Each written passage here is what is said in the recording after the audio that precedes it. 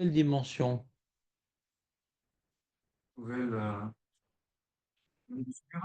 Nouveau sujet que j'ai absolument pas compris. Donc je vais uniquement vous traduire et Léon, dans son évolution exponentielle, nous expliquera des choses qui vont lui-même le surprendre. Est-ce que vous êtes prêts, les amis? Donc c'est un petit sujet sympathique que Aurel va beaucoup aimer, moi moins, parce que j'ai quand même besoin de comprendre.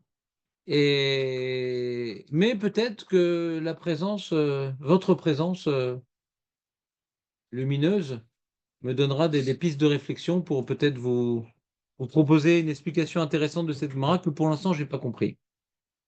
À Marley, on est à la 4e ligne de Dafkaf. Écoute bien, Bernard. À Marley, d'accord, c'est donc le frère de Bob. Rav Papa les Abaye. Donc Rav Papa, il a dit à Abaye. Abaye, nous le connaissons si bien. On a parlé de sa vie à Abaye, vous vous rappelez? Rappelle, tu saurais dire quelque chose sur Abaye, Aurel? Non, ça c'est Rabbi Abaou, mais j'ai pas demandé de faire une rubrique nécrologique, mais plus de nous parler d'Abaye, son personnage. On a passé du temps sur Abaye. Marco s'en rappelle, Nahon? Ouais. Ça m'étonne pas de toi. David, tu t'en rappelles? Nerflin? Orphelin, oui, mais encore. Hein? On voit qu'il suit en ligne, Baruch Hashem. Il y en a qui pêchent à la ligne, il y en a qui suivent en ligne. Ouais. Azak, ceux qui pêchent à la ligne, ils s'en fichent de la Torah.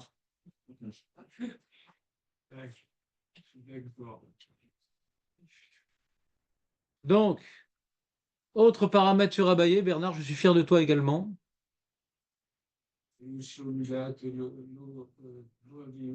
Ça, c'est ce qu'on a dit hier, Kol HaKavod. C'est partie des 4.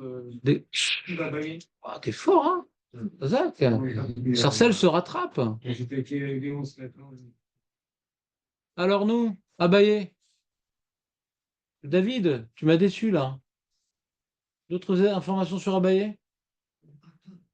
On a vu un Rav Kook expliquer Marquet Rava Abaye, la personnalité d'Abaye. Ah non, les amis. Ah oui, oui, il était descendant de Élie. Descendant de Eli à Cohen. Cohen, ouais. Ouais, mais Rava aussi. Oui. Avec la Xéra. Il est jusqu'à 40 ans et. Qui a vécu jusqu'à 40 ans? Rava. Rava. Et Abaye jusqu'à 60 ans. D'accord? Et quoi? Et c'était un hasard ou bien on a expliqué la chose? Ouais, parce qu'il était dans une Sadim. Nous, Sadim. Et qu'est-ce qu'il a dit comme enseignement intéressant à Abaye qu'on a vu dernièrement?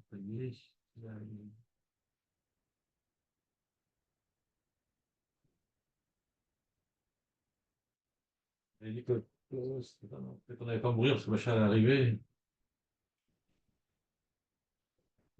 C'est des miettes intéressantes, mais j'aimerais une miche quand même, une petite miche.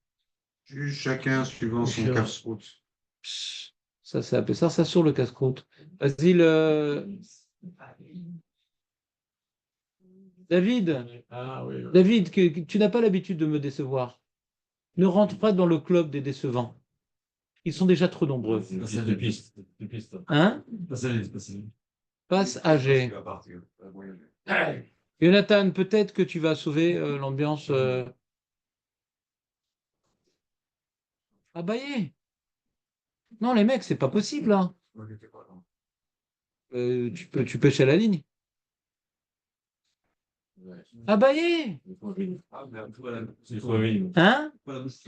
N'ouvre pas la bouche de Satan. Ouais. C'est ce qu'on dit quand on a un Shiva Brachot marocain. Altif tarpe la païtane, tu connais pas cette expression? On va faire Souda Hamishit avec Ribit. Et donc, l'histoire, c'est Altif tarpe la Satan. C'est quoi? On avait expliqué que le fondement de Altif tarpe, Léolam, Alit Iftar Adam Piv la Satan, on a dit que c'est un enseignement qui n'était pas spécifique à Abaye, mais il a poussé loin le bouchon. puisqu'on ne peut même pas parler de la mort. Il dit non, peut-être le Mashiach va venir, etc. Ouais, donc il a poussé loin le bouchon. Pourquoi? Parce que lui, il avait un regard très... Il développait particulièrement Midat HaRachamim. Il croyait dans la Midat HaRachamim tellement qu'il en a bénéficié, puisqu'il a vécu 20 ans de plus que ce qu'il devait recevoir d'après la malédiction des descendants de Élie. Ouais. Et donc, il voyait tout le temps là.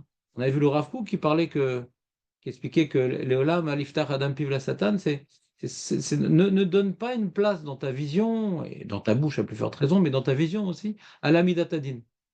T'as fauté, t'es pas bien. Le méchané, Hachem, il est bon, il est miséricordieux.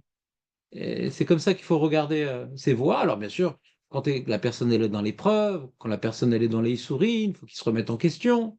C'est pas un regard qui doit être un désengagement. Ça peut être un regard laxiste. D'accord, Marco? Mais quand tout va bien, alors tout va bien. Et quand tu dois maintenant passer à l'acte, alors tu dois faire attention à ne pas faire d'erreur. Et quand maintenant il y a des épreuves, tu dois te poser la question, qu'est-ce que j'ai fait de mal pour sortir des épreuves, bien entendu. Mais là, il n'y a rien de particulier. Alors sois bottère, que tout va bien se passer. Pourquoi chercher le mal? Et donc lui, il voyait le chesed d'Akadosh Baruch Hu. Donc lui-même était gomer chassadim, il voulait ressembler à Akadosh Baruch Hu. D'accord? Vous vous rappelez de cette explication sur Abaye? Et lui, il était donc orphelin, contrairement à Rava. Donc il n'a pas eu d'écran entre Hachem et lui-même. Les parents, des fois, c'est un écran, vous savez. Et une mitzvot kibbutz mais des fois, c'est un grand srout d'avoir des parents, parce qu'on peut faire la mitzvot kibbutz mais des fois, c'est un écran. Quand ils nous aident, quand ils nous si, comme ça. Notre bitachon est dans les parents. Et lui, ayant été orphelin, donc il se sentait directement lié à Gedour. On avait vu la Gemara dans Brachot, que lui, il était sorti dehors, l'enfant, ouais, pour faire son zimoun face au ciel, alors que Rava, il avait le toit qui faisait écran avec le ciel, la maison, le foyer qui faisait écran au ciel, vous vous rappelez? On a parlé de tout ça un petit peu. Et donc, le contexte dans lequel Abaye a grandi, orphelin, la klala de Élie, donc des descendants de Élie, donc ça fait qu'il a développé pour vivre, il dit, je ne veux pas vivre comme ça. Il a développé une relation avec Joachim tout à fait intense, une relation de miséricorde. Et donc, pour lui, c'est très important que le dibour soit toujours positif et jamais évoquer des choses négatives. Et il a poussé très très loin le bouchon. On ne parle même pas de la mort, que la mort est inévitable. La mort est évitable. D'accord? Ça, c'était Abaye. Quand on a une épreuve, Khazak, Julien, Khazak. quand on a une épreuve, Rav, c'est toujours qu'on a fait quelque chose de mal ou Oui, toujours, toujours. toujours? Toujours. Non, ça fait partie de la vie, les épreuves. Et bien, le mal aussi. Et Arrivé dans la vie, dans le premier acquis. Non, c'est Shimon Hatzadik. ça, c'est Hillel. C'est pas pour moi. Voilà. Il y a l'écrit et les photos. Donc,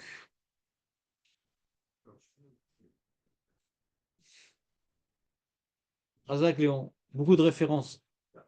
Donc, nous avons donc Rav Papa, et donc a dit à Abaye, il a demandé à Abaye, Rav Papa, et il lui a posé la question suivante.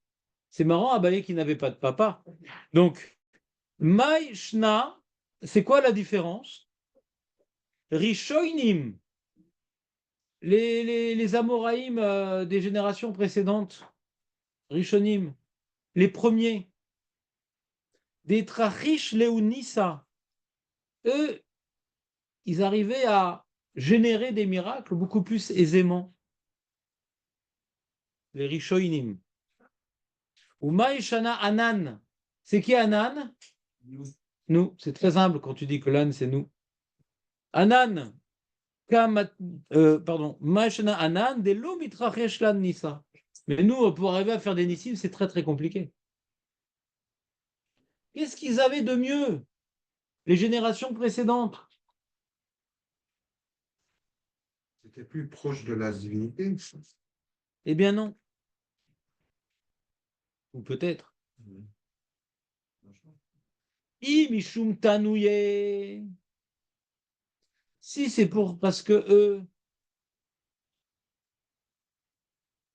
Mishum tanouye. Si c'est parce qu'ils étudiaient plus que nous, parce que vous savez que la proximité avec Dieu, c'est pas suffisant, mais c'est la base. c'est l'Imoud Torah. La Emouna, le machin, c'est important et tout. Mais l'Imoud Torah, c'est la chose qui nous permet de nous rapprocher le plus d'Hachem, puisqu'il y a marqué depuis que le Beth Amikdash a été détruit, la Shrina, elle est dans Arba Amod d'Alacha, c'est de vivre avec la Torah, de vivre avec le Limud Torah. Badaï que celui qui étudie la Torah et qui n'a pas d'Emouna et qui fait des Averot, on ne parle pas de ça, on parle de quelqu'un qui étudie la Torah et qui est un Avodat Hashem, bien sûr. Quelqu'un qui est un Avodat Hashem qui étudie la Torah, quelqu'un qui est un Avodat Hashem qui étudie pas trop la Torah, eh ben, c'est deux personnalités qui n'ont rien à voir. Talmud Torah Keneged Kulam. C'est la base de tout l'Imoud Torah. La base de notre relation avec le c'est l'Imoud Torah. Alors on peut chasser Shalom, étudier la Torah de manière tordue et étudier de manière intellectuelle sans que ça nous rapproche d'Hachem. Donc je ne vais pas dire que quelqu'un qui lit la Torah, il est plus statique que quelqu'un qui étudie pas la Torah. S'il étudie la Torah avec de la Yirat Shamayim, c'est Olam Acher que quelqu'un il étudie quand il a le temps, quand il y a un shiur, quand il a les nerfs. Alors peut-être parce que eux, ils avaient plus de Torah que nous. Donc plus de Torah, plus de proximité. C'est comme ça. C'est bien entendu, les Amoraïm d'avant et les Amoraïm de l'époque de Rav Papa, les deux étaient proches d'Hachem. Donc qu'est-ce qu'ils pourraient départager? C'est l'Imoud Torah. Et ils étudiaient peut-être plus de manière opiniâtre, de manière ininterrompue, avec une profondeur, une compréhension, une Messirat Nefesh, une abnégation. Peut-être l'Imoud Torah, c'est ça qui faisait la différence. Parce qu'ils n'étaient pas tordus dans leur mode de vie. Donc on peut comparer l'Imoud Torah dans ce cas-là. Ouais? Non, Béchéné des Rav Yehuda. Donc Rav Yehuda, c'est un des exemples d'anciens Amoraïm qu'il avait des Nissim facilement. Koulé Tanouye Benezikim Ava. T'entends Julien ou pas? À l'époque de Rav Yehuda, hein, leur dada, c'était Nezikim. C'est quoi Nezikim, Julien? Donne-moi un exemple de Nezikim. Baba Kama, Baba Metia, Baba Vatra, les babotes. Les babotes.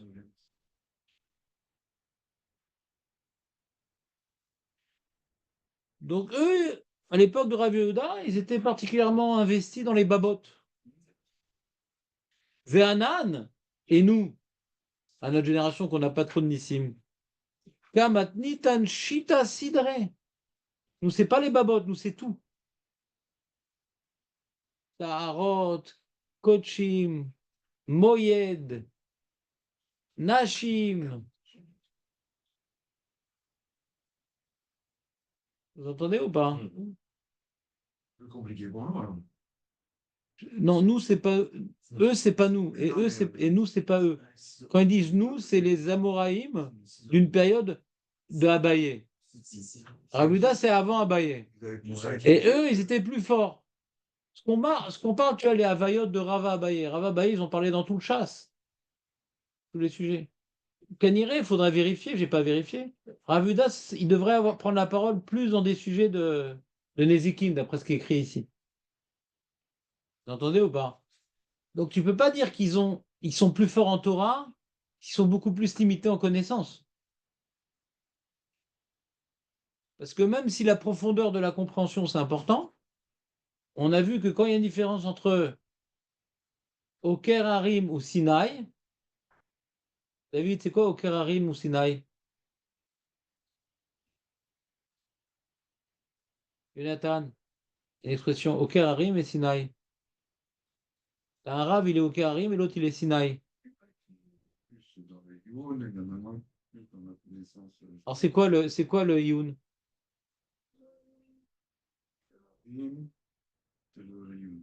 Fait.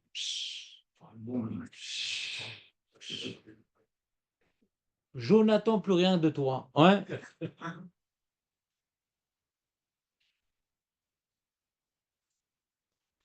Qu'est-ce qui est le plus important? Le mec super profond et tout, qui t'explique dans le détail, nanana. Ou celui qui a des connaissances générales, qui comprend, car il connaît la halakha, ouais. Pas le mec, il connaît les Mishnayot, mais il raconte que des ch'tuyot, ouais. On parle de Sinaï, c'est qu'il connaît les sujets et les conclusions, hein. Mais il ne peut pas aller trop profondément et te dire des nafkaminotes compliquées, machin. Qu'est-ce qui est le plus important? Les deux sont importants. Ça, c'est une très mauvaise réponse. Quand je dis lequel est plus important des deux, c'est qu'il faut mettre un ordre de priorité. En profondeur, alors. Perdu. la connaissance générale est fondamentale parce qu'il faut accomplir. Un mec qui connaît à fond un sujet, mais qu'il y a certains sujets qui lui sont étrangers, ouais, ou relativement étrangers, parce qu'on parle ici d'Amoreim, donc ils accomplissent toute la lachote. Mais vadaï. Quand Rav Yehuda, on lui dit, il faisait les babot, quoi, il faisait pas Shabbat, il faisait pas la Chot Shabbat. Bon, bah, il accomplissait la Torah Yom Yom, ouais. Mais il y a plein de sujets où il était marmire, Kaniré.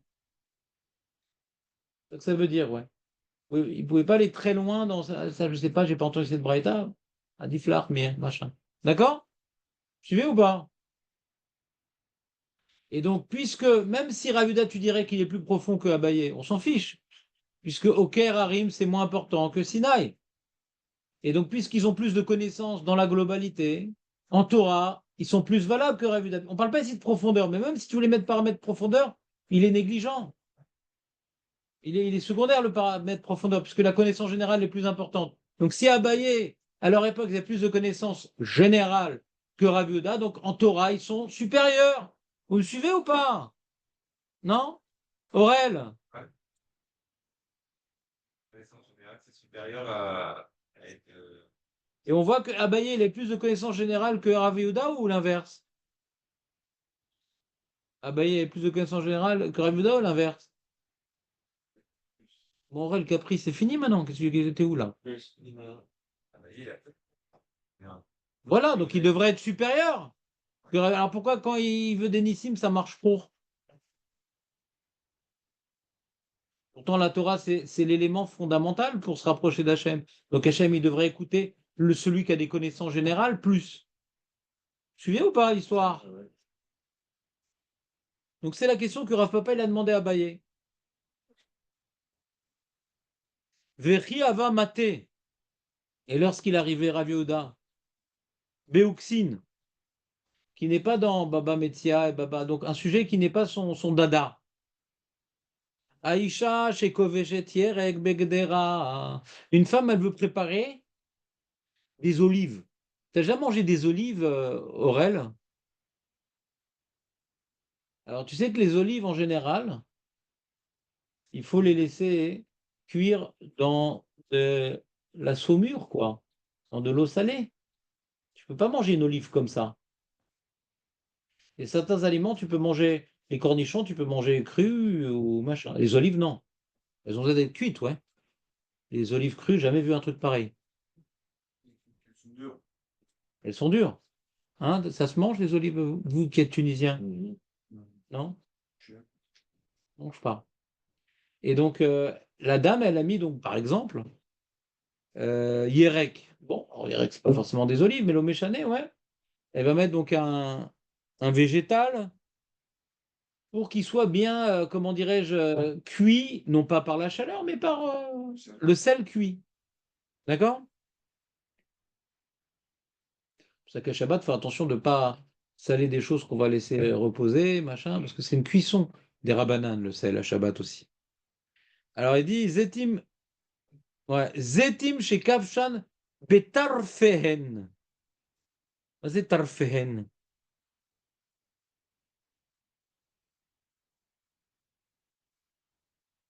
Teref. C'est quoi teref? Hein? Quoi? Qu'est-ce que tu lis bien? On dirait Kadhafi. Kadhafi, tu lis bien? Maintenant, tu entends ou pas? En plus, c'est Tripoli. T'entends ou pas, Léon? Donc, tu mets maintenant des olives avec la. Tu sais, c'est joli des fois. Tu mets l'olive avec cette petite branchouillette. Ouais. Comme ça, tu peux prendre l'olive. Et le problème, c'est que quand tu mets l'olive avec sa branchouillette, ouais, euh, dans de l'eau salée, alors l'eau salée, ça ronge. Alors ça cuit l'olive, mais ça ronge la branchouillette. Donc quand tu vas te prendre la branchouillette, qu'est-ce qui va suivre? Bah rien. Il va partir en miettes le truc. Vous comprenez ou pas? L'olive, elle est bonifiée par l'eau salée. La branchouillette, pas du tout. Comprenez ou pas? Et qu'est-ce que ça change? On va voir. Aïcha Kishekoveshet Yerek Begdera Ve'amrela. Il y en a qui disent non, c'est pas Yerek Begdera, mais c'est Zetin. Chez Kavshan Betarfen Teirim. Teirim. Bonire Rashi. C'est Taor. De quoi? Taor de quoi? Voyons Rashi. Depuis le début. Donc Rashi, depuis le début, ça veut dire qu'on commence à Benezikim Hava. Ça parle de quoi Benezikim Hava, Bernard? Les dégâts. Mais de quoi elle parlait la Gemara? Parce que toujours le jeu quand on fait Rashi, c'est se rappeler de l'organigramme qui était dans la Gemara et de se connecter en parallèle. Rashi, il est sur cette partie-là dans la Gemara. Où la Gemara elle a parlé de Nezikim, de dégâts? Pourquoi la Gemara elle a parlé de dégâts? Qui apprenait?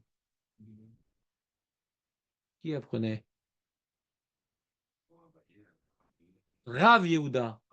C'est un Amora. Rav Yehuda, il était spécialisé dans Nezikim.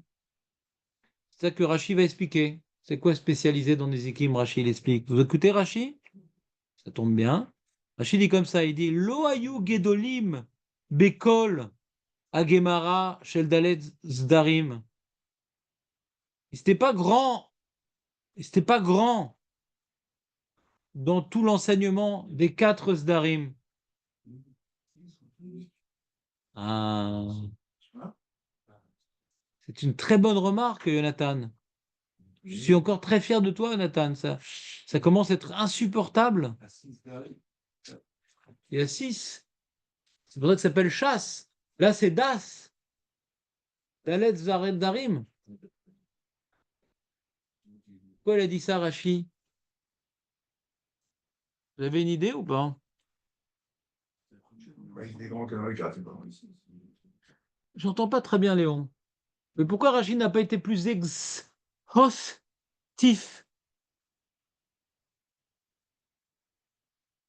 Julien, t'as une idée ou pas? Pourquoi on n'a pas parlé des 6 Darim?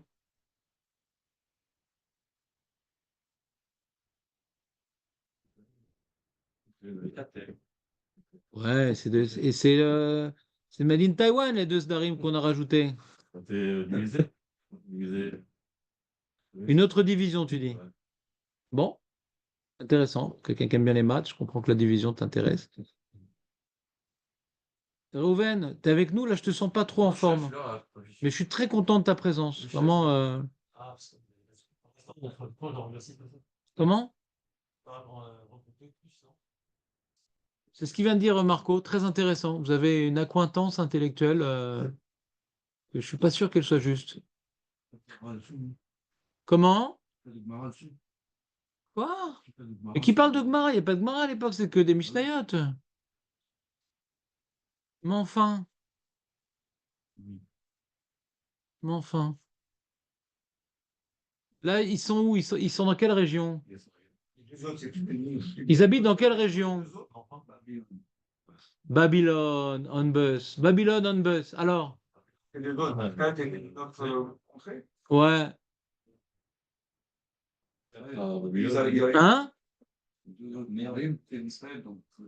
C'est quoi, par exemple, les 2 autres Zarim d'Israël?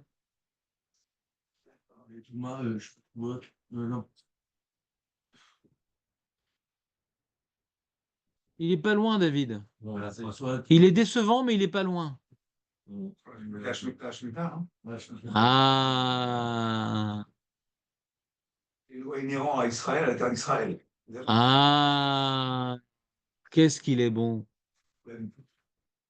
Donc on reprend. Nous avons donc en Hutzlaret, ils n'étudiaient pas Kochim. Kochim, les corbanotes. Ah, ils faisaient des Mishnot et tout, mais ils vont pas faire des marottes sur ça non plus. Ouais? Ou pas trop. Et maintenant, il y avait un autre truc aussi, c'était un autre truc qui en Hutzlaret qui faisait pas trop. On vient de le dire, David, faut pas radoter, t'es jeune. Ouais. Autre CDR qui faisait pas. Qu'on a Kochim. Et un autre CDR. Et comment il s'appelle l'autre CDR qui faisait pas en Babel? Babylon on Bus.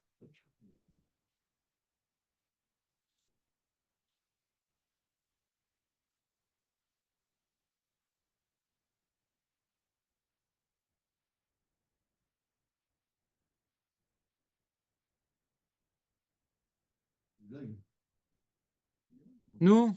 Allez?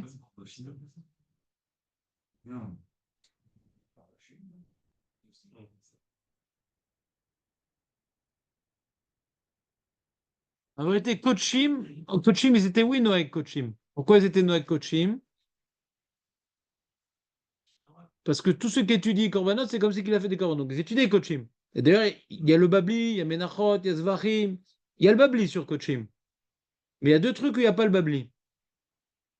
Il faut aller voir l'Yerushalmi. Aurel, non, Aurel. C'est marrant que tu te sois axé à gauche.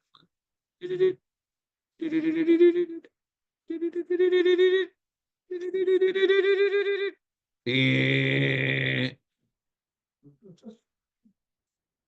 Bon, ça continue. On va faire un voyage en hélicoptère et je vais installer des sièges éjectables, les amis. Qu'est-ce qu'on fait là? Bah justement, il y a un Belge, une fois, il a essayé. Excuse-moi, Samuel, il était goy. Quand on parle de Belge, c'est toujours des goïms. Jamais des juifs. Les juifs ne sont pas belges. Pas possible. Donc, on a donc les corbanotes, oui, ils faisaient. On a le babli sur les corbanotes, mais il y a Zraïm. Zraïm, c'est Trouma, etc. Qu'est-ce que je fais en Khotzeres Trouma, Shmita. Il n'y a pas Zraïm. Le seul truc de Zraïm qui existe, c'est Orla, en Khotslaret, machin.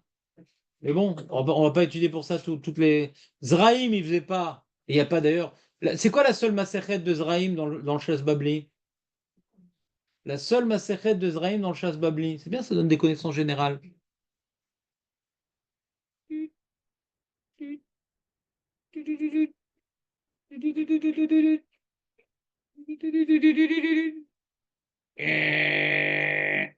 Non, là, c'est plus un siège éjectable, hein. C'est siège éjectable avec élastique, comme ça, c'est aller-retour. Hein? Vous l'avez capté. Non, les amis, brachot. Non. Mais oui, brachot, c'est la première maséchet du Shas Mishnayot. On commence Shas Mishnayot par Zraïm. Et donc, la seule maséchet qui est dans le Babli et qui s'occupe de Zraïm, c'est brachot. Ah, très bonne question. Alors peut-être donc on doit commencer par Zraïm, le Shasminot c'est Zraïm, et la première Maseret du chassé Brachot, pourquoi Yirat Shami, on a vu Kriyat Shema, machin, il y a des différentes raisons pourquoi on veut commencer. On veut commencer par Maseret Brachot, ou bien non, dans Brachot on parle des fruits, des machins, des Brachot. Mais c'est une bonne question, il faudra on s'est jamais posé la question. Pourquoi Brachot est dans Chele et dans le Seder Zraïm? Très bonne question. D'accord? Zraïm, c'est bon, c'est réglé. Aurel, Zraïm, c'est réglé. Donc, on ne fait pas à Babel Zraïm, sauf Masechet Brachot. Autre Seder qu'on ne fait pas à Babel, il ne faisait pas Zraïm. Ouais, c'est tout, mais il ne faisait pas le Seder Zraïm. Ce Seder-là, il l'étudiait pas. Seder Zraïm, il l'étudiait pas. Il y a plein de Mishnayot dans Zraïm. Il ne faisait pas. Ça s'appelle qu'il ne faisait pas le Seder Zraïm. C'était pas Baki dans Seder Zraïm. Il faisait juste une seule Masechet Brachot. Et quel autre Seder il ne faisait pas, les amis? Mais non, Kochim, il faisait Kochim, pas Kiddushim. Kochim. Kodashim. Il faisait, parce que tous ceux qui étudient Korbanot, c'est comme si qu'il a fait. On a dans Babli, Zvachim, Menachot, on a tout ça. Il faisait qui? Il faisait Nashim. Il faisait Moed. Moed. Voilà, qu'est-ce qui manque encore comme Seder? Moed.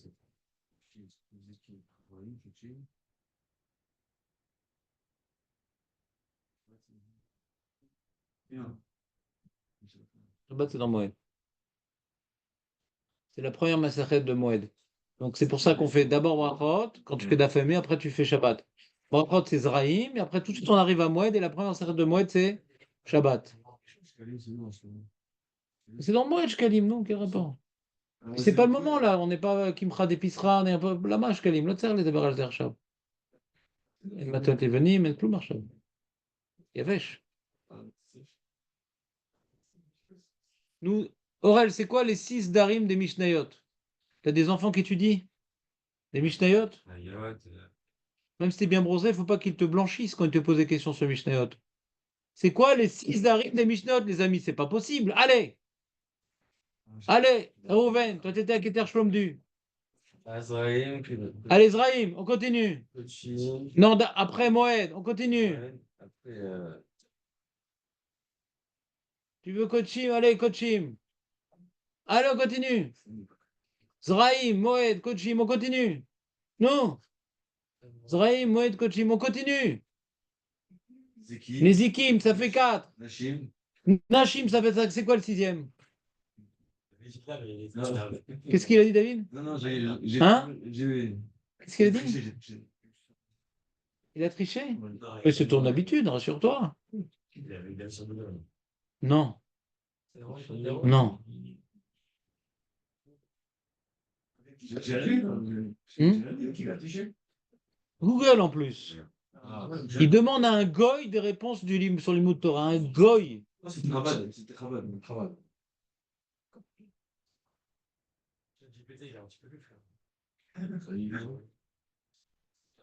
Alors, c'est quoi ces Taharot. Taharot.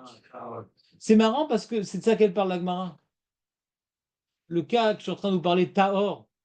Ah oui. C'est-à-dire, c'est quoi la seule macérée de Zraïm? C'est Brachot. J'aime pas être à votre place. C'est quoi le CDR qui manque? On vient de dire Tahor. J'aime pas être à votre place. C'est la rentrée scolaire. C'est fini, Chypre. Ouais. Ça y est, les amis, là, c'était 2 questions, mais triviales. C'est quoi la macérée de Zraïm? C'était Brachot, on l'étudie.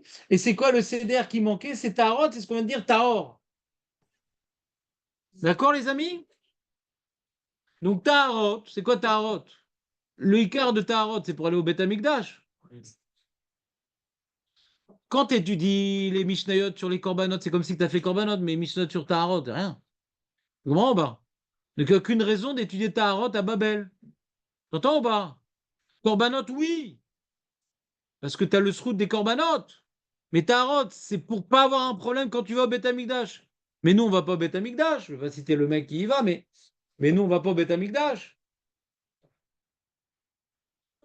Et ça a besoin de Taharot. De toute façon, on est tous bémet. Et les Kohanim aujourd'hui, ils mangent plus de la trouma. Ouais. Donc quand tu as besoin de Taharot par rapport aux Kohanim, ouais. Donc tu n'as aucune afkamina. C'est quoi Taharot? C'est quoi prendre Taharot? La seule Maseret qu'on étudie un petit peu, il n'y a pas de Babli dessus, c'est des Yadaim. Elle s'appelle Yadaim, la Maseret. Yadaim, elle s'appelle. Mais s'il n'y a pas de Babli justement sur ça. Il n'y a pas de Babli. Parce que quand on ne fait pas un CDR, on ne fait pas un CDR. Donc il ne fait pas tout le CDR Taharot et tout le CDR, comment dirais-je, Zraïm, il ne faisait pas non plus. Sauf Brachot, que c'est vraiment les masses. Et on peut faire Brachot sans Zraïm, parce que Zraïm, c'est des sujets qui tout ce qui est lié à la terre, c'est quand tu étudies, tu peux étudier un peu d'un CDR, tu comprends? Bah, tout est lié. Shemitah, Trouma, Maasrot, Dmaï, c'est des sujets qui sont liés. Où tu fais tout, tu fais rien. Taharot, où tu fais tout, tu fais rien. Même Yadaïm, quand tu connais pas les principes de Taharot, tu as du mal à étudier Yadaïm. Les Zdarim, ils sont liés. Alors, dans le CDR Zraïm, Brachot, il n'est pas lié au reste. D'accord? On peut tuer Brachot sans faire Zraïm. Vous me suivez ou pas? Mais d'étudier Orla sans faire le reste du CDR Zraïm, c'est compliqué parce que c'est des moussagim qui ils se renforcent les uns les autres. C'est les idées dans Zraïm, les idées dans Taharot. Donc, ou tu fais tout le CDR ou tu fais pas. Donc il n'y avait pas de Mara. Sur tout le CDR, Zraïm sauf Brachot qui est différent. Et sur tout le CDR, Taharot, il n'y a pas de Mara. Il n'y a pas de chasse babli. Il n'y a pas de chasse babli. D'accord? C'est pour ça que les Avrechim, ou les gens qui veulent le Olam Haba, eh bien, en plus du chasse, en plus du Dafayomi, ils font aussi Mishnayomit. Parce que quand tu fais Dafayomi, tu connais ni Taharot et ni Zraïm. T'es un Amaret. Moi, je suis un Amaret. Vous n'êtes pas seul. Machavruta, par exemple, de l'après-midi, lui, il fait Mishnah Yomit. Il fait 2 Mishnah par jour. Alors, je ne sais plus en combien de temps il finit le chasse Mishnayot. Ça fait des années qu'il fait ça. Pour connaître Tarot, Zraïm, pour tout connaître, quoi. C'est très bien. C'est très bien. Qu'est-ce qu'il y a, David? Dans Tarot, il y a Nida Voilà.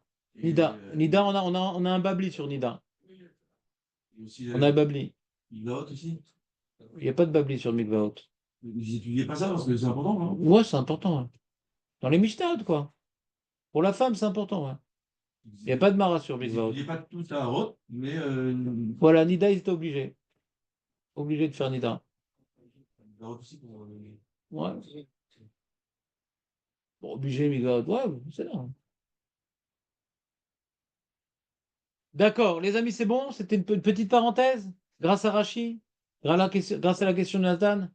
Donc nous, il dit, Rav Papa Abaye dit, nous, on étudie Arbaz Darim, Nezikim. Aurel, vas-y, répète. C'est quoi la Arbaz Darim qui... Non, non, sans regarder le cahier, fais travailler la mémoire. Nezikim, c'est quoi les Arbaz Darim qui font un Babel? Nezikim, Nashim, Nashim, Kotim, oui, Moed. C'est bon? C'est bon ou pas? Et il leur manque Taharot et Zraïm. Tarot Ezraïm, il n'y a pas de marin dessus? Il n'y a pas de Mara. Ça n'existe pas. Il n'y a pas. Il y a le Babli, il y a l'Yerushalmi. L'Yerushalmi, il y a. L'Yerushalmi, il y a. Moi, j'avais étudié, par exemple, au collège du fils du Rav Nadel, Chala. Chala, il n'y a pas de, il y a pas de Mara. Donc, on devait faire les Mishnayot avec le Rash Mishantz, qui est un Rishon, sur les Mishnayot. D'accord? Tu as le Rash Mishantz d'un côté et le Rambam de l'autre. Et donc, il y avait des Sugot, des machins. Mais c'est compliqué parce qu'il n'y a pas de Babli. Et donc, le Rash Mishantz, il est construit sur le Yerushalmi. Et dans Yerushalmi, tu as plein de gersaot différentes. Donc, il fallait prendre la gersa ou du Rambam, du Rash. Donc, c'est un limoud très, très particulier. C'est pas du tout un limoud comme vous connaissez. C'est très compliqué. Très, très compliqué. C'est un autre type de limoud. Mikvot aussi, c'est un autre type de limoud. Encore une fois, tu fais le Rash Mishan parce que c'est un des seuls Rishon qu'on a sur un sujet Yerushalmi. Ouais. Et c'est très, très compliqué. Tu as plusieurs cerveaux parce que c'est plein de garçons en même temps, des sous-giotes. Celle-là, elle n'est pas écrite, celle-là, elle est oui écrite. Alors, si elle est écrite, on dit comme ça, si elle n'est pas écrite. C'est un limoud très particulier. Faut être vraiment calé. Il faut avoir une bonne force d'abstraction pour entraîner ce pareil parce qu'il faut se rappeler de tous les éléments avec des points d'interrogation sur chacune. C'est pas t'as une mara, tranquille, la conclusion. Ouais, après t'as différents richon. Non, là, c'est différents richon, c'est même pas c'est quoi la base. C'est très sympa. Bon, c'est Sougad Avrechim, quoi. Avrechim très très fort, c'est ce truc qu'ils font, quoi. Chala, Mikvaot. Faut déjà avoir savoir bien jongler dans la réflexion abstraite. Ouais. C'est des sujets que si on s'en sort pas avec Brachot, Baba Kama, Gitin, commence pas un truc pareil, qui va être complètement perdu. D'accord? Allez, les amis, on continue? Ça, c'était Rachi. On continue. On continue, on continue, on continue, on continue. On continue dans Rashi. Lo yugdolim bekol agmara shel dales darim ela betlata babe shelanu. Et trois babot à nous. Baba Kama, Baba Metzia, Baba Batra. C'est une seule Mishnah, ces trois-là. Mais pour faciliter le limoud, alors les Chachamim l'ont coupé en trois. Et c'est une Mishnah en vérité. C'est Mishnah, ouais. C'est une seule Mishnah qui est coupée en trois. C'est comme dans Kelim, c'est une Mishnah et tu as Kelim Aleph, Kelim Bet, Kelim Gimel. Comme c'est très long, ça a été coupé en trois. Mais Baba Kama, Baba Metzia, Baba Batra, c'est un même sujet. C'est un même sujet. Si ça n'avait pas été aussi développé, ça aurait été une Mishnah. Vous comprenez ou pas?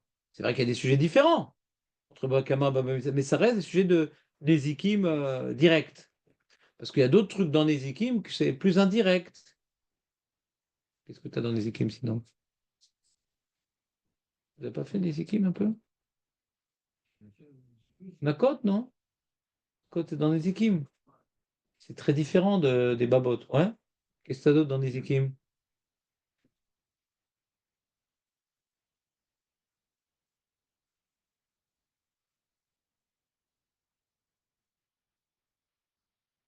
Sanhedrin, Julien? Non?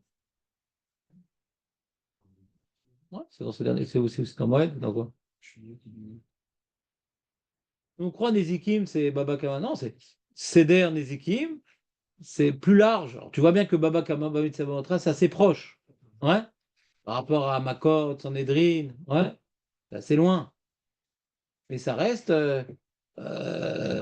hein? Voilà, je comprends, voilà, c'est des questions. Le Rav Avram le Rav Yecheskel Avramski, dans sa Tosefta, il explique l'introduction de chaque sujet. Hein? Non. Sanhedrin. Sanhedrin. Sanhedrin, Makot. Et Avodazara, c'est où? C'est aussi là-bas. Donc c'est un peu le Beddin qui va punir, ouais. Donc c'est lié à Nézikim un peu. C'est un peu Nézikim que le Beddin et Gorem un peu, on va dire. Mais c'est pas comme Baba Kama, Baba Metzia. Bon, c'est intéressant ces sujets, c'est très général. Il faut se demander pourquoi c'est dans ce CDR et pas dans le CDR. Il y a le Rav Yecheskel Avramski qui a écrit un pirouge sur la Tosefta, qui était un Rav à l'époque de la Première et Deuxième Guerre mondiale, ouais. Un grand Talmid Racham. Et lui, il a fait une introduction sur chaque CDR. Il explique la cohérence du CDR, le philosophique comme ça. Très intéressant.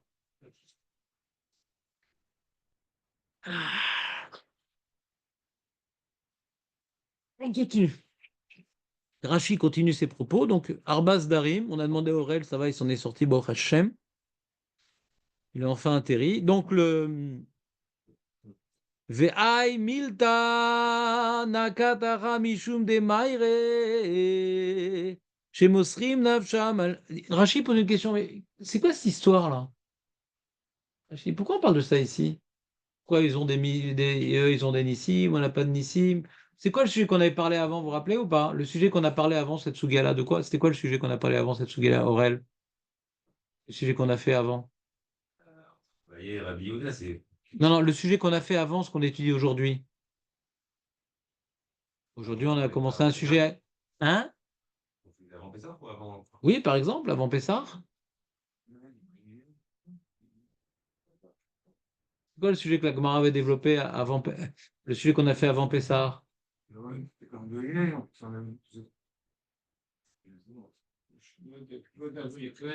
Chazak, Bernard. Vodabriot. Que quoi? Il y a. Comment dirais-je? Il y a une certaine Messirut Neifesh. Il y a une certaine Messirut Neifesh. Que même que Vodabriot, c'est important, mais pour faire une Avera, on te demande d'être Moser Nafshecha et d'être Mezalzel dans ton Vodabriot. Tu as du Chatnez, sur ça il a commencé Rav. L'enseignement, c'est Rav qui nous a. C'est Rav qui nous a, comment dirais-je, euh, plongé dans cette Souga. Et pourquoi Rav, il a parlé de ça? Pourquoi Rav nous a plongé dans cette histoire de Chatnez? On ne parlait pas de Chatnez. On ne parlait pas de Vodabriot. Qu'est-ce qui nous a. Hein? Chazak ou Barour. C'est que quoi? On a vu que par rapport à l'endeuillé, on a parlé beaucoup d'endeuillé. C'est les Mishnah de parler de l'endeuillé. D'accord? Et qu'il faut l'accompagner, machin. S'occuper de l'endeuillé. Et là, on a parlé, l'accompagner avec le bête à pras, avec l'endroit. C'est ça qui a amené l'Agma à rapporter l'enseignement de Rav cœur sujet. Parce qu'une des questions contre Rav est dans notre sujet. Une des questions contre Rav. Comment ça, tu vois bien que pour le caveau de l'endeuillé, on se rentamait ou lui se rentamait pour respecter ceux qui ont été Mechabed, Marloquette. Rishonim, vous vous rappelez? Rashi, Rabbeinu Hananel. Vous vous rappelez ou pas? Donc, c'est-à-dire par rapport à une question qu'on va avoir contre Rav, on a rapporté Rav. Mais le sujet, c'est l'endeuillé. Mais après, on a rapporté Rav. Donc maintenant, le sujet, c'est que Messirut Nefesh, que maintenant, si il y a une Avera que je suis en train de porter, je vais mettre torse nu, Messirut Nefesh. Et là, la Gemara va continuer à parler de Messirut Nefesh. Que ce qui vient distinguer les générations précédentes à celle de Rav Papa Abaye, c'est la Messirut Nefesh. Comme ça, Rashi va expliquer. Regardez. Messirut Nefesh. Messirut Nefesh. Abnégation. Alors il dit comme ça, Rachid, Vaï Milta, ce sujet-là, cause, Milta c'est chose. Milka c'est chocolat, Milta c'est chose. Vaï Milta, Nakat Acha Mishum de Maïre chez Mosrim Nafsham al Kidushet Hashem. On va voir que Rav Yehuda, même qui était moins fort en Torah, il faisait Messirut Nefesh pour Kdushat Hashem. Ve'o, ve'ad ashta ayrenami. Bemi shemevazeh atzmo al Kdushat Hashem, lifshot kilaim beshuk.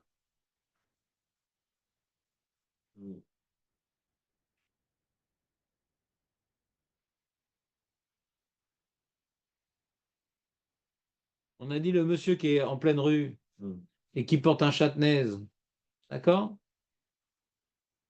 Il se met torse nu au mariage de son fils. Il dit, mais c'est bien ton costume, c'est quelle marque? C'est Hugo Boss. Enlève-moi ça tout de suite. Le beau boss, le beau gosse. Ouais? Montre tous tes tatouages. Maurice. D'accord? Mais quoi, mais tout ça, sous la roupa et tout? Bah oui, t'as payé les photographes, hein? Fait des photos super de souvenirs. Le papa torse nu et tout, ces photos. Il y en a que tout va. Ouais. Mariage en Papouasie. T'entends ou pas? David? Comme ça, Rachid explique. Rav, il nous a enseigné la mire sous autre nefesh de se mettre torse nu. Et la Gemara va nous expliquer que là, pourquoi il y a des nissim dans les Amoraïm qui étaient moins forts en Torah, parce que eux, ils faisaient Messirut Naefesh. On n'a pas encore vu la réponse. On n'a pas encore. Mais c'est pas grave, David. Rachid, ça l'a pas dérangé. Aïcha, chez Koveshet Yerek, Ozetim, chez Kavshan Betarfeen, Mishnai Bemaseret Oxen. Théorim, c'est Taor. C'est quoi c'est Taor? L'olive que tu as maintenant fait macérer dans l'eau salée avec sa tige, c'est Taor. C'est quoi c'est Taor? Rachid explique. Chez Moskim, Zeitim Ima'alin. On vient donc, comment dirais-je, macérer. Moskin, c'est macérer. Zeitim, les olives, avec leur brindille. Kede leorzan baen. Comme ça, on peut les tenir, comment?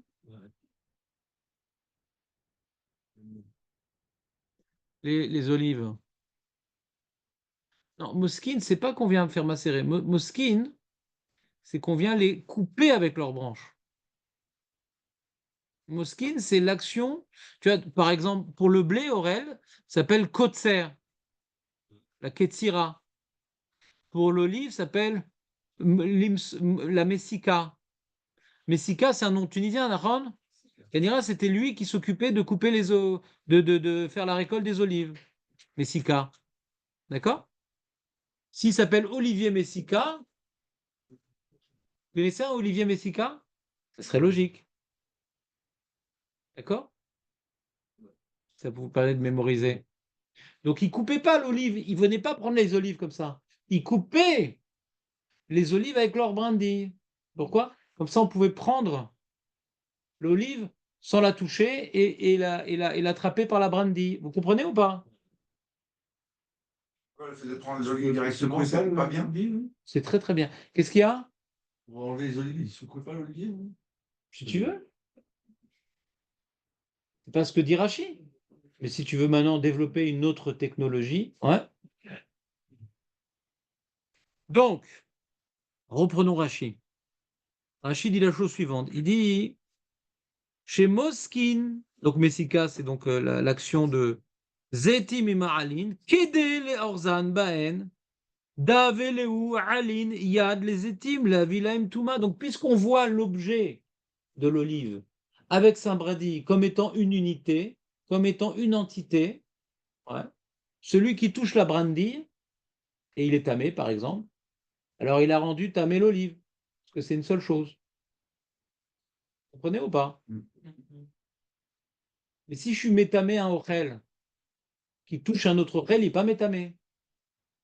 Donc si la brindille c'est une unité et l'olive c'est une autre unité, alors j'ai touché la brindille, je n'ai pas été métamé l'olive. Vous comprenez ou pas?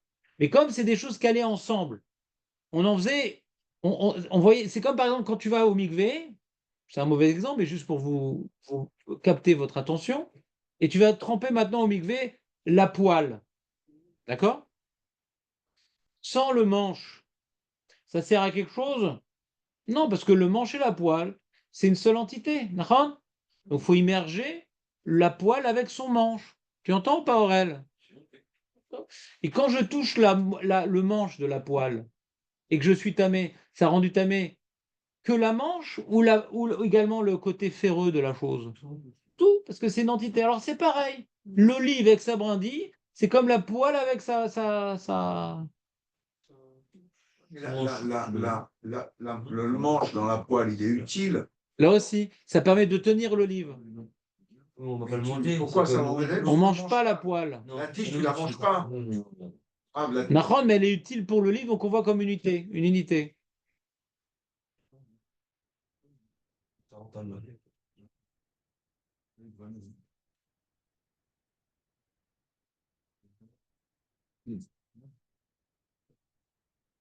Donc d'abord, Alin Yad les Etim, la ville Touma. Comme on a vu dans Masechet Choulin Kuf Yutret, Shayad Mevi Touma la Ochel.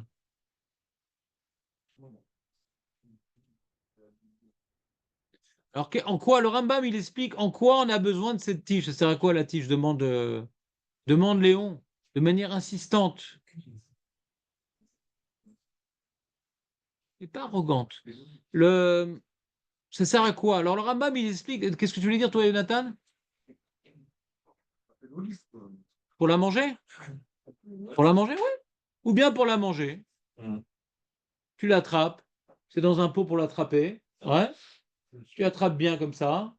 Pour la manger. Ou bien pour la manger. Ou bien pour la. Hors sujet, David. Hors sujet, David. Vous avez dit que la tige, lorsqu'on l'a laissé tremper dans la saumure avec. Bah alors, c'était pas de la saumure. Tu l'as cuit sans mettre dans la saumure. Tu peux cuire des œufs sans mettre dans la saumure. Mais arrêtez avec Netilat. D'accord, il faut aussi faire Birkat HaShachar le matin. Ouais. Et la Mida avant de manger, sinon c'est un problème. N'oublie pas la kippa aussi. Donc, première explication, ça permet de manger la chose. Et deuxième explication, c'est une bonne question ce que tu demandes, Léon, c'est aussi, ça permettait de les faire sécher au soleil. Donc, tu avais la branche et tu faisais sécher au soleil comme ça avec leurs branches. Comme l'ail, tu connais l'ail qu'on fait sécher comme ça. Vous avez acheté, c'est la saison là, de l'ail. Non, vous n'achetez pas ça, l'ail frais? C'est très sympa, l'ail frais. Vous n'aimez pas ça? Hein? Oui, c'est bon. Toute l'année, il y a de l'ail frais? Non. Pas du tout, pas du tout. L'ail frais. Non, pas la gousse d'ail. Non. Oh, c'est quoi l'ail frais? Ah, vous connaissez pas? Ça n'a rien à voir. Il est frais. Il est meilleur. Il n'y a pas le germe au milieu. Il n'y a pas de germe. Il n'y a pas de germe au milieu. C'est meilleur. Et c'est moins cher, beaucoup moins cher. Bah, chez des bijoutiers, des trucs. Je vais pas vous dire ça quand même. Demande à GPT où est-ce qu'on vend de l'ail. Ouais. Par contre, quand tu achètes les gousses d'ail blanches, fais gaffe. Si c'est une production chinoise, il n'est pas bon pour la santé. Dans les grandes surfaces, il faut acheter israélien. Ils mettent des produits et tout. Il ne faut pas acheter l'ail chinois. Ouais, l'ail qui n'est pas frais, l'ail sec. C'est quoi? L'ail sec, là. Non, l'ail sec. Le blanc, les gousses blanches, là. Ah. Faut pas acheter On chinois. ramène de Chine. Ouais. La majorité, les made in China. Et nous, on achète, il est un peu plus cher celui israélien, mais ils ne mettent pas des produits dangereux. Surtout la nourriture qui est faite en Chine, c'est très dangereux. Hein. Mais en général. Les poissons, les machins. Fin de parenthèse. On revient à notre sujet. Donc, pour accrocher, non pas l'ail, mais pour accrocher les olives, il dit le Rambam. Bien que ça ne se mange pas à la tige. Alors, comment maintenant je touche? Il y a Touma Tochlim. Ouais. Pour les manger, les olives. Alors, c'est sur ça, dans la Gemara Choulin, ouais, la Gemara Choulin, on apprend ça d'un pasouk, c'est pas une zvara. Parce que normalement, Touma Tochlim, c'est ce qui se mange. Et la branche, on la mange pas. Il y a un ribouille de la Torah, un enseignement de la Torah qui m'apprend que tout aliment qui a une utilisation avec sa branche, la branche aura le même statut que l'aliment, et la Touma de l'un aura une répercussion sur l'autre. D'accord? On voit ça comme étant une entité. C'est clair? D'accord? Mais ici, le cas particulier de notre enseignement, c'est qu'il y a marqué Zetim Shekajou, c'est théorim. Pourquoi c'est théorim? Omer Rashi. Théorim, Rashi continue. Il dit Sheayad Mevi, donc il rapporte la Gemara dans Cholin, Sheayad Mevi Touma ala Ochel. Veim Kavshan, si tu les as saumurés, Betarfen avec leurs branches, Bechoimetz. Batla Torat Yad. Mina Ali. Donc, Kaniri, il y a peut-être dans le sel, il y a peut-être dans le vinaigre. Ouais. Peut-être le vinaigre, il attaque plus que le sel. Kaniri, que le vinaigre, il attaque plus que le sel. Parce que Léon, il avait demandé, mais si maintenant tu manges avec la tige, de toute façon, tu le fais toujours saumurer. Alors, Kaniri, dans le chomet, ça attaque la tige et pas dans le sel. Kaniri. Les fiches à visha, merak vatan ou merak ratan, ve'enan riun shuv lechos baem. Quand tu viens maintenant le faire macérer dans le vinaigre, donc la tige, tout le monde achète des olives avec les tiges. Parce que c'est comme ça qu'on les cueille, les olives. Donc tu les mets dans ton pot tel que tu les as achetés. Mais quand tu mets le pot, c'est un pot de vinaigre, manque de pot, la tige va être, comment dirais-je, détériorée, ramollie, et tu pourras plus faire comme tu avais l'habitude de prendre les olives par leur tige. Parce que là, la tige, elle n'est plus, comment dirais-je, suffisamment rigide pour pouvoir porter l'olive qui est au bout. Vous me suivez ou pas? Vous me suivez ou pas? Donc, qu'est-ce que je gagne avec ça? Eh bien, je gagne que quand j'ai touché la tige de l'olive qui était dans le vinaigre, eh bien, l'olive ne sera pas. Quelqu'un, il a pris avec une louche des olives et donc des tiges. Donc, la tige n'a pas été arrachée encore. Ouais, ça ne tient pas bien. Mais comme en général, ça ne tient pas bien l'un avec l'autre, quand maintenant je vais te prendre la tige, j'étais tamé. Ah, j'étais tamé. Il n'y a pas de problème, mon ami. Tu n'as pas rendu tamé l'olive. Et si c'était de la trouma, le Kohen pourra encore manger l'olive. Pourquoi? Parce qu'en général, la tige, elle est abîmée par le remède. Et si tu tires l'un, l'autre ne suit pas. D'accord? C'est clair ou pas? C'est clair ou pas? Je vais donner plein de notions de Taharot. C'est pas moi, c'est Rachid. Qu'est-ce qu'il y a? Pose la question, Aurel. Oui, vous avez dit juste avant, c'est l'immensité, l'olive avec la branche. Ça dépend dans quel cas. Quand on peut prendre l'un avec l'autre. Quand par exemple, l'olive, tu l'as pris, ouais, peut-être avant même de la saumurer ou un peu dans le sel, je ne sais pas comment il a les différentes manières de le manger. Mais quand c'est saumuré dans le vinaigre, ça abîme trop la tige. Donc là, l'olive ne peut plus être prise avec sa tige. Donc on voit comme étant deux entités. Parce qu'elles se séparent. Si elle est quand même prise. Comment? Si elle s'accroche quand même le livre. C'est une bonne question. C'est une bonne question. Le statut de. C'est une bonne question, je ne sais pas. Est-ce qu'on va d'après le derrière ou on va d'après l'objet? C'est une bonne question. Il fallait laisser un certain temps. Un certain temps. Donc, obligatoirement, la tige se détériorait. Ouais. Au bout d'un certain temps. Et demande Bernard quand maintenant on est limite. Elle continue à être pris l'olive avec la tige, mais c'est quand même saumuré. Est-ce que on regarde l'habitude que ça aurait dû normalement se détacher, et donc c'est tahor, ou on regarde non, dans les faits que ça se détache. Ça se détache paniquement potentiellement, mais dans les faits, ça pourrait se détacher si je le prenais de cette manière-là. Je ne sais pas vous répondre à cette question-là. Hein? Si elle n'est pas insérée, mais elle n'a pas supporté son poids, et je me souviens, ah mince, c'est bon, solide. Ça, c'est encore une autre question. Non, c'est pas pareil. C'est une autre question. On continue, les amis? Aurel. Ouais. Et donc, quand Rav Yehuda, il arrivait à une Mishnah pareille, revenons au sujet. Quand Rav Yehuda arrivait à une Mishnah pareille, il était à l'aise ou pas, Rav Yehuda? Ben non, c'est pas Baba Kama, les amis. Reprenons dans les mots. Vechi ava mate Rav Yehuda be'oksin. Et lorsque Rav Yehuda arrivait à un enseignement des Tanaïm qui traitait oxine, c'est quoi oxine? Oxine, c'est les tiges, justement. Qui traitait des tiges, ouais. Eh bien, Aïcha, Shekoveshetire Bagdera, Veamrela, il y en a qui disent non. C'est quoi l'enseignement? C'est Zetim, Shekaf, Shan, Betarfen, Teoirim. Amar, il disait Rav Yehuda quand il disait, il y avait un Talmud qui venait, dit, ah Rav, j'ai appris une Mishnah super intéressante, pour m'expliquer et tout. Alors Rav Yehuda disait, oh là là, une seconde. Ve'amar. Amar Avayot de Rav Shmuel Kachazina. Rav Shmuel, c'était à son époque, donc c'est les anciens Amoraïm, et ils avaient des discussions assez serrées, Rav Shmuel. Mais là, tu me demandes un truc sur les olives avec leurs tiges et tout, c'est aussi compliqué que les discussions de Rav Shmuel. Qu'est-ce que tu me veux là? C'est pas Rav Shmuel, c'est qu'une Mishnah en vérité. Mishnah, c'est plus simple normalement, tu dois comprendre la Mishnah. Il avait de la difficulté à comprendre les Mishnah de Théorot, comme on a de difficulté à comprendre le point de marloquette entre Rav et Shmuel dans la Gemara. Vous comprenez ou pas? C'est pour nous dire que Rav Yehuda, il n'était pas autant balèze que Abaye et Rav Papa. Abaye et Rav Papa, eux, ils savent expliquer Taharot. Ah, c'est une question un peu sur Rashi. Parce qu'ils ont dit eux aussi, ils n'étaient pas forts dans Taharot. C'est un peu une question sur Rashi. C'est pas leur point fort, Taharot. Ils étaient baki dans les cases d'Arim. Ça nous rapporte un truc de Taharot, c'est bizarre. Vous comprenez la question que je pose sur Rashi? Que j'ai pas vu tout seul quand j'ai étudié Touré de Matzot? C'est qu'en vérité, sur ça, qui dit qu'Abaye est meilleur que Rav Yehuda? C'est Taharot, hein, d'après Rashi.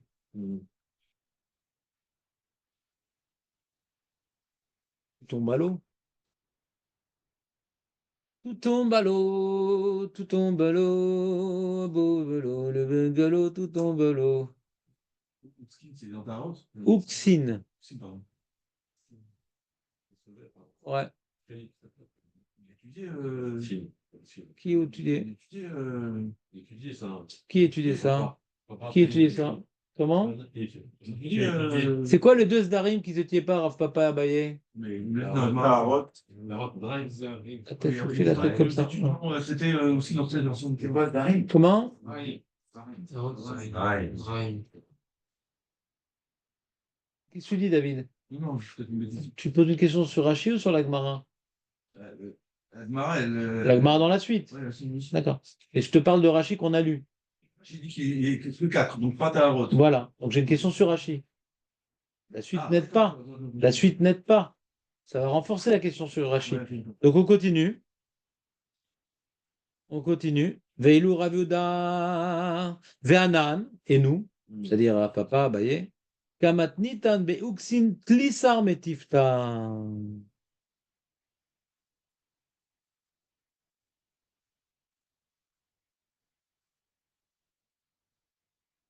Alors, on continue Rashi. Et donc, il dit Raviuda, attends, tes trucs d'oxine, c'est aussi compliqué que les discussions de Rav et Shmuel. Rashi. Avayot des Rav ou Shmuel. Avayot, c'est les discussions. Avayot des Rav ou Shmuel Kachazina Ra. Attends, là, c'est quoi cette Mishnah? On dirait une discussion Rav ou Shmuel, là. Klomar. Tama Mishnayot Allelu. La compréhension, l'explication de la Mishnah, de ces Mishnayot-là, cachées à l'œil, sont difficiles pour moi, qui kol akushot shayu shne rabotai mitkashin baen bekol agmara, que comme toutes les couchottes que se posaient Rav et Shmuel l'un contre l'autre dans l'agmara. C'est clair, Rashi? On continue. Ve tlisar metifta. Alors, c'est quoi tlisar metifta? Et nous, Rav Papa Abaye, on a 13 metifta sur Taharot. 13 metifta sur Tarot. C'est quoi 13 metifta? Omer Rashi, Beyud Gimel Panim, de 13 façons différentes, Yesh Benenu Mishnah ou Braïta, Shel Shisha Darim, ou Maseret Uksim, Gami Beyud Gimel Panim. Kigod Mishnah Rabbi, Verabi Hiya, ou Mishnah Bar Kappara, Velevi, Vetana de Beshmuel, Veachi Amrina Baseret Nedarin, Rabbi Matne Ailcheta Beyud Gimel Panim. Vous avez compris ce qu'il dit Rashi? Qu'est-ce qu'il dit Rashi? Vas-y, Julien, fais-nous Rashi, bon irait.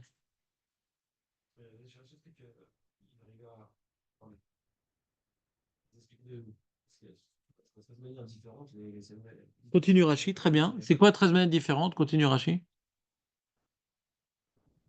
C'est quoi 13 manières différentes? Qui expliquait les 13 manières différentes?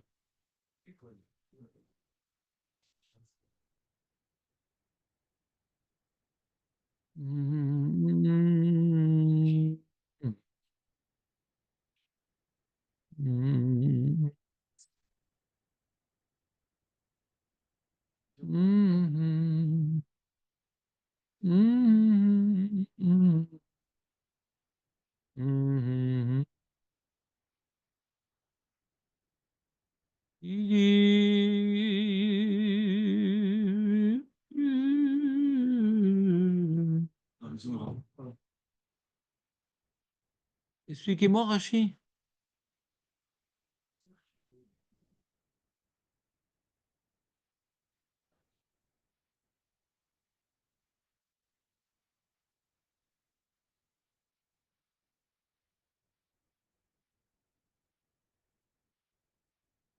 Personne ne peut m'expliquer Rashi?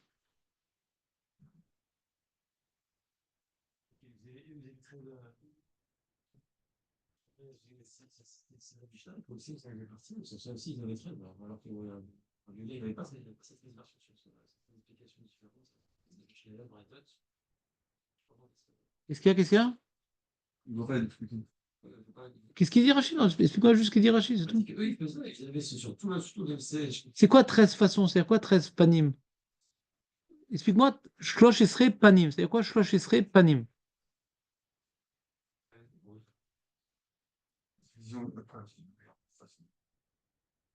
T'as une idée? Rachid explique. Rachid explique 13 panim. Il explique mes fourrages.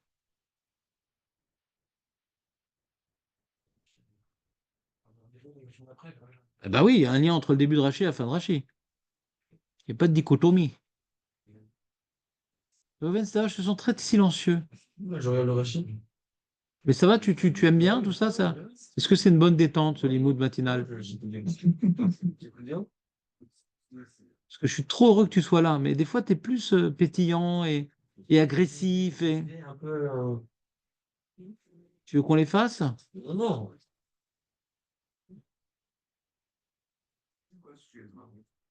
Tu reviens demain ou pas? Non, c'est un sujet qui est pas très embêtant, mais moi, je vous embête. C'est-à-dire, je veux que vous compreniez tous les points de la Gemara, pas juste qu'on ait une vision superficielle.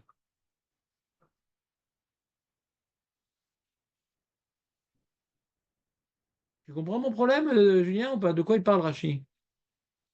Alors, je vais vous expliquer. Rachid, il explique 13 façons. C'est genre, tu as Mishnayot, par exemple, de Oxine. Et sur ça, hein, par exemple, nous, on connaît la Tosefta de Rabbi Chia, ouais. La Tosefta de Rabbi Chia, on l'a à la fin de chaque marot, il aborde la Mishnah d'une certaine manière. Parce qu'il complète les Mishnot avec d'autres enseignements, d'autres braïtot. D'accord? Alors, nous, Rabbi Chia, on connaît cette Tosefta. Mais il y a d'autres Toseftot. Tu as vu, Rabbi Chia, c'est un Amora, ouais. Les Amoraïm certains Amoraïm avaient de grandes connaissances dans des braïtot, ouais, qui ne sont pas dans la Mishnah, les braïtot. Braïta, c'est-à-dire à l'extérieur, ouais. Et donc, quand on dit Tanoura Rabbanan, en général, c'est la Tosefta, mais il y a des fois d'autres braïtot. Et d'où ça sort? Des fois, c'est Shmuel, des fois, c'est Lévi, des fois, c'est Bar Kapara. Donc, dans Taharot, nous, on a des Amorim qui ont plein de braïtot. On a 13 familles, 13 Amoraïm, on va dire, qui ont des enseignements pour compléter la Mishnah dans Uxin, par exemple. Par exemple, tu vois, sur le Chumash Shemot, tu as Shemot Rabbah et tu as Mechilta, et tu as différents Midrashim, d'accord? Différents Midrashim sur les psukim. Vous comprenez? Tanchuma, c'est Rabbi Tanchum. Midrash Rabbah, c'est Rabbah. Donc, tu as des rabbins, voilà, des Amoraïm, qui viennent maintenant expliquer les psukim, qui rapportent des enseignements qu'ils ont entendus des générations précédentes sur les psukim. Ça, c'est Midrash Rabbah, Midrash Tanchuma, Mechilta. Et tu as aussi des rabbins, des Amoraïm, qui viennent maintenant rapporter des enseignements qui n'ont pas été compilés par Rabbi, donc dans la Mishnah, des Braïtot. Alors, tu as les enseignements de Shmuel, c'est ces maîtres qu'il a reçus de la région où il était, il y avait des Braïtot, de Bar Kapara, de Lévi, de Rabbi Chia. Et nous, lui, Rabbi Yehuda, il tombait sur une Mishnah pareille, il dit, pas habitué à ça, moi. Et nous, on a brassé plein de Braïtot, nous, on a plein de Braïtot dans Taharot, nous. Donc bon, comme on étudie ces Braïtot, donc on n'est pas étonné ou déstabilisé par cette Mishnah-là, parce qu'on a de l'entraînement. Comprenez ou pas? Donc je ne comprends pas bien Rachi, qui dit qu'ils n'étudiaient pas Taharot, et on vient de voir ici un. Rachi a dit Katzdarim. Il n'a pas dit Taharot, ouais. Alors c'est quoi? Il faut remplacer Taharot par Kochim. Il n'y a pas de raison qu'à Babel, ils étaient plus Taharot que Kochim. Comprenez ou pas? Parce que dans le Babli, on voit bien qu'on n'a pas de Taharot dans le Babli. Donc c'est ce qu'on a dit au nom de Rachi, c'est Ouvdati, c'est obligé. Dans le Babli, il n'y a pas d'explication de Taharot, mais de Kochim, il y a oui. Donc on dit qu'à Babel, on ne faisait pas Taharot, mais on faisait oui Kochim, ça c'est une Ouvda. C'est une donnée objective quand on regarde le chasse Babli. Comprenez ou pas? Donc il n'y a pas de Gemara de Taharot. Et on voit que la Gemara nous rapporte, mais il y avait plein de braïtot sur Taharot. C'est peut-être ça la réponse. Même qu'ils n'étaient pas profonds Rav Papa et Abaye dans Tarot, parce qu'il n'y a pas de Gemara sur ça. Mais ils avaient plein de braïtot. Donc, comme ils avaient plein de braïtot, ils pouvaient comprendre la Mishnah plus facilement. Parce que les braïtot, c'est une certaine forme d'étude de la Mishnah, des rajouts sur la Mishnah. Vous comprenez ou pas? Alors que Rav Yehuda, il n'avait même pas de braïtot, donc pour lui, c'était une découverte, la Mishnah. Donc, il y a une feinte un peu ici. Il y a trois niveaux. Il y a Rav Yehuda, il avait juste les Mishnah de Taharot, donc il était un peu paumé. Il y a Rav Papa Abaye qui avait Mishnah et plein de braïtot, donc ils avaient déjà beaucoup plus de connaissances, beaucoup plus de finesse pour comprendre la Mishnah. Et tu as le Yerushalmi, mais ce n'est pas leur cas, où il y a carrément des limoudim, des halachot sur Taharot. Et ça, c'est ni l'un ni l'autre. Il y a trois niveaux.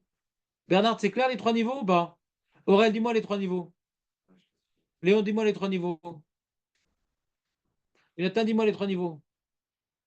Faut m'arrêter les mecs quand vous ne me suivez pas. Alors qu'il était antérieur. Et ça, malgré qu'il était antérieur en plus. N'embrouille personne. Jonathan, dis-moi les trois niveaux. Les trois niveaux de méconnaissance à connaissance absolue. Rav Yehuda, c'est la méconnaissance. Il a que la Mishnah. Il avait les Mishnayot quand même. Mais il n'était pas à l'aise. À Yerushalayim, ils avaient carrément la Gemara sur Taharot. Mais là, on ne compare pas Yerushalayim à Rav Yehuda. On compare Abaye et Rav Papa à Rav Yehuda. Eux, ils n'avaient pas l'Yerushalmi, donc ils n'ont pas de Gemara sur Taharot. Alors pourquoi ils sont plus à l'aise en Taharot? Voilà, ils avaient tout plein de braïtos qui enrichissaient la Mishnah. D'accord? Nous, souvent dans la Gemara, quand on a une question sur la Mishnah, on va voir dans la Tosefta. Ça enrichit. Ça donne des détails qui ne sont pas écrits explicitement. La Mishnah, on a dit toujours, la Mishnah, elle est codée. Elle est codée. La Braïta, elle est plus explicite. Donc des fois, tu ne sais pas ce que ça veut dire. Parce que c'est codé. La Braïta, elle est plus explicite. Elle donne des raisons. Elle donne les... Ils les avaient pas parce que. Au milieu là, ils les avaient pas parce qu'ils ne connaissaient pas ou parce qu'ils. Parce qu'ils n'étudiaient pas ça tellement, donc il y avait pas tous les braïtot des Amoraïm qui sont venus peut-être avant, ou peut-être qui étaient à son époque mais qu'il n'a pas rencontré, ou qui ne s'est pas investi dedans. Mais Abaye et Rav Papa, eux, ils s'étaient investis sur les braïtot. Donc même qu'il n'y avait pas de Gemara, ils n'ont pas tranché la lacha, ni rien, etc. Mais ils avaient des connaissances grâce aux braïtot, donc ils avaient une compréhension des Mishnayot, plus que Rav Yehuda. Comme ça, il faut répondre pour Rashi. D'accord? C'est clair, Aurel, ou kiff-kiff? J'ai compris que Rav Yehuda, il avait que la Mishnah. Que la Mishnah. Et Rav Papa, Abaye, qu'est-ce qu'il avait en plus? Toutes les braïtot. Voilà. Et Yerushalmi, qu'est-ce qu'il y avait en plus? La halacha. La discussion du bétonnage pour révéler la halacha, ce qu'on appelle la Gemara. Mais à Babel, on ne va pas étudier la Tarot, c'est pas intéressant. Qu'ils faisaient des miracles. Qu'est-ce qui faisait les miracles alors de Rav Je ne Yehuda? comprends pas. Pour l'instant, on ne sait pas. Donc ils avaient plus de connaissances, ouais, que Rav Yehuda, et pourtant lui, il y avait des miracles pour lui. Et la Gemara l'explique. Il nous reste quelques minutes pour voir la réponse de la Gemara. Ya veilou Rav Yehuda qui avait Shalif. C'est quoi Shalif? Ouais. En hébreu, c'est-à-dire choletz. Si on ne dit pas Leotzi et Analaim. Comment on dit mettre des chaussures en ivrite? Lin'ol. Les enfants, ils nous corrigent des fois parce qu'ils apprennent. Et enlever les chaussures, on ne dit pas Leotzi et Analaim. Nous, en français, on est des Gaulois, ouais, des Vikings. Donc, nous, on dit enlever, mettre. Alors qu'en ivrite, on dit tout récolter. Alors, tu vois, pour chaque objet, il y a un autre terme dans la Torah. D'accord? Parce que comme la méthode de récolte est différente, donc ce n'est pas le même terme. Pour nous, c'est récolter, c'est tout. Alors, peut-être que chez les agriculteurs, au Moyen-Âge, il y avait différents termes, anéloder. Aujourd'hui, c'est devenu très général. Et là, on dit l'inol, ouais, velahalot. Ouais, c'est pour ça que khalitsa dans Iboum, c'est enlever la chaussure pour la femme qui veut pas, pour le frère qui veut pas donner une descendance à son frère défunt. Il y a des fins à tout. Ouais. Donc là, on parle de l'ishlof, shlufn. L'ishlof, c'est l'achlot. Et lui, il enlevait juste sa chaussure. Et qu'est-ce qu'il faisait pour... Ça faisait quoi? Had, misané, une de ses chaussures, même pas les deux chaussures. Ate mitra. Ate, c'est quoi ate? Jonathan, ate? Venir. Tashma. Ate. David. Tu n'es pas obligé de dire à Julien toutes les raisons pour lesquelles tu sors. Non, Hein? j'ai peur. Quand il y a 3 fois un numéro masqué, j'ai eu peur. Numéro masqué? Ouais, pas répondre. Non, mais ouais, j'aime pas. Il a peur, il est masqué. Il est libre au masque. Donc, tu entends David ou pas? Il a très très peur. Donc, Pourim doit être très angoissé avec tous les masqués autour de lui. Donc, Donc c'est ça marqué, il enlève une chaussure. Pourquoi il a enlevé une chaussure? Et marqué, quand il a enlevé une de ses chaussures, la pluie, elle venait. Tu te rends compte ou pas? Il habitait en Écosse ou pas? Qu'est-ce qui se passe? C'est tellement proche. Mais c'est pas bon signe, là, tu vas en vacances et tout. N'enlève pas tes chaussures, s'il te plaît, là, on veut profiter de la mer. Pourquoi il faut qu'il y ait de la pluie? Je n'ai pas compris. Qu'on enlève les chaussures. Il enlève ses chaussures et il pleuvait. C'est pas dérangé en chemin. Pas dérangé en chemin. Très bonne explication, Jonathan, mais. C'est quoi ce genre de pluie de chaussures, les amis? Une construction pour Et toi, tu triches, t'as déjà préparé la à l'avance, s'il te plaît, David. Réponds à tes numéros masqués, laisse-nous tranquille. Hein? T'as pas préparé la à l'avance? Marco? Non, pas vraiment. Juste un peu. Donc, Marco, dans sa puissance incommensurable, si c'est le cas, il dit que l'endeuillé, il enlève ses chaussures. Et pourquoi il devrait enlever ses chaussures? Pour le deuil et qu'il a plu, quel rapport? Et une macérette qui s'appelle Taranit, d'ailleurs. Et comme maintenant il n'a pas plu, c'est la disette et tout, alors lundi, jeudi, machin, on va faire des jeûnes, machin, etc. Et pour pouvoir entraîner la pluie. Lui, il n'a même pas commencé à prier, Michel Ravioda. Je lui dis, bon, c'est la disette, et comme il enlève une chaussure, il pleut. Attends, mais prie quelque chose. Pas besoin. Il a une volonté de s'endeuiller par rapport à la disette, donc il enlève déjà une chaussure, la pluie, elle tombe direct. Et nous, par contre, il dit comme ça, Shalichad Metzane, Atemitra Ve'anan, Kamitztaren Nafshin, Matzvar, Katzvar. Nous, on est mitztaer et on jeûne et on hurle Hachem, la pluie, Hachem. Savar, c'est crier. Ve'anan, Kamitzarin Nafshin, on est mitztaer et on jeûne et on va dormir dehors et on sort le Sefer Torah sur le kikar de la ville. Maseret Taranit, toi. Je connais très bien David, ça. Ou Metzvar, Katzarvinan, Veled Demesh Garban. Et on hurle. Savar, c'est hurler. Et on hurle. Et rien ne se passe. On hurle et t'entends. Au fond. C'est pas ça qu'on attend comme réaction quand même. On veut que la situation soit beaucoup mieux. Donc on voit que Rav Yehuda, alors qu'il n'a pas une grande connaissance en Torah, juste il enlève sa chaussure, Hachem, il dit Rav Yehuda, il a de la peine, je fais tomber la pluie. Mais nous, on connaît tout, machin, et on jeûne, et on truc, et on prie. Et la disette continue. Qu'est-ce qui vient justifier un tel éloignement d'Hachem, ou une telle proximité qu'Hachem, ce qui concerne génération précédente? La Gemara répond à Marley. C'est qui a répondu? Ah ben il a répondu à qui? Roël, à qui? Razak! Ah Marley. Kamaï, c'est quoi Kamaï? Vieille Kamaï, ouais?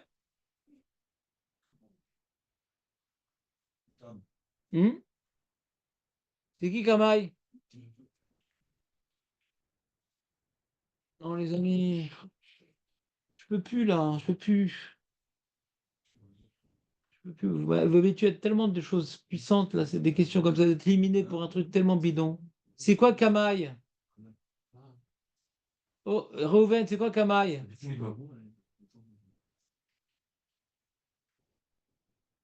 Qu'est-ce qu'il étudiait, Rav Yehuda? Les 3 Masserot qu'il étudiait, c'est quoi? C'est quoi par Masserot qu'il étudiait? Hein? Abakama. Ah, Abakama.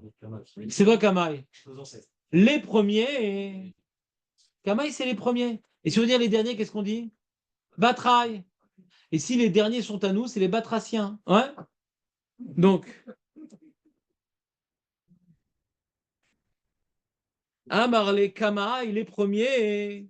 Avuka Masre Nafsheyu, Akdushat Hashem. Eux, ils savaient faire Messirut Nefesh.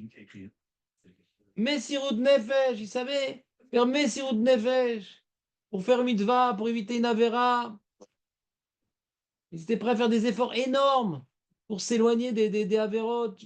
Ah, on va à l'hôtel à Eilat pour Pessah, Hachem Ishmor. Hachem Ishmor. Vous déconseillez? C'est assourd, man.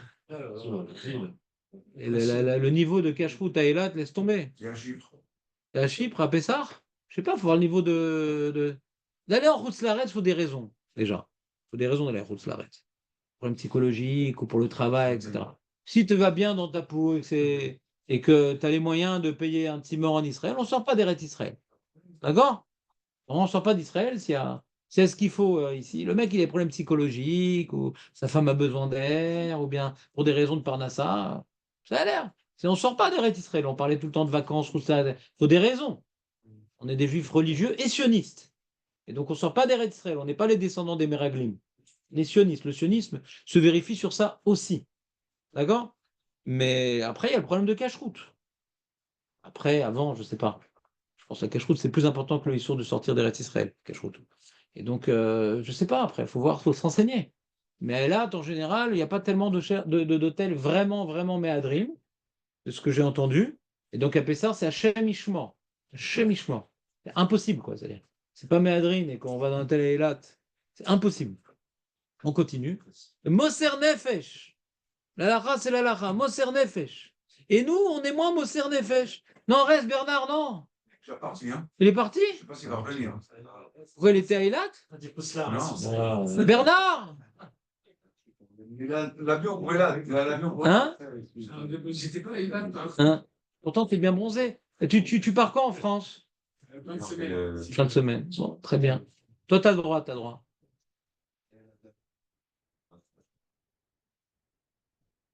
Et après, la Gemara va donner un exemple. Combien Rav Yehuda, il est Moser Nafshoi, Bekiddush Hashem. Pour l'instant, on a juste le principe.